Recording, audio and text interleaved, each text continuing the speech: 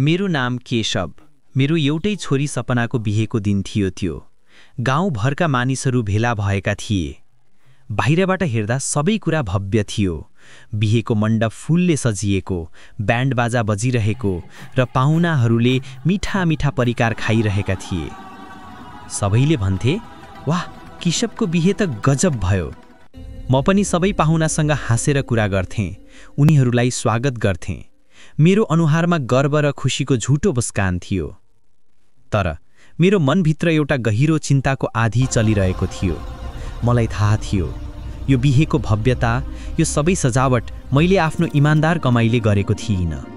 मैले छोरीको इज्जत र समाजमा आफ्नो नाक जोगाउनका लागि गाउँका 2 जना साहुसँग ठूलो ब्याजमा ऋण लिएको थिएँ। जब बिहे सकिएपछि छोरीलाई बिदाई गर्ने बेला आयो, छोरीले मलाई अंगालो हालेर भनिन्, बुवा, मैले तपाईका लागि सबैभन्दा ठूलो खुशी त केही पनि दिन सकिनँ। मैले उसको टाउकोमा हात राखेँ र भने, मेरी छोरीको खुशी नै मेरो लागि संसारको सबैभन्दा ठूलो धन हो। तर छोरी गएपछि रातको अन्ध्यारोमा मैले आफ्नो घरको ढोका बन्द गरेँ। मैले मेरो मुस्कान फुकाले र मेरो वास्तविक अनुहार बाहिर आयो।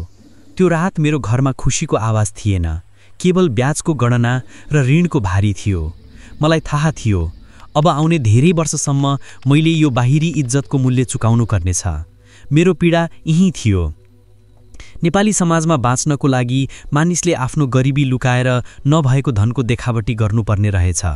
मेरो शरीर गाउँमा थियो, तर मेरो आत्मा ऋणको पासोमा बाँधिएको थियो।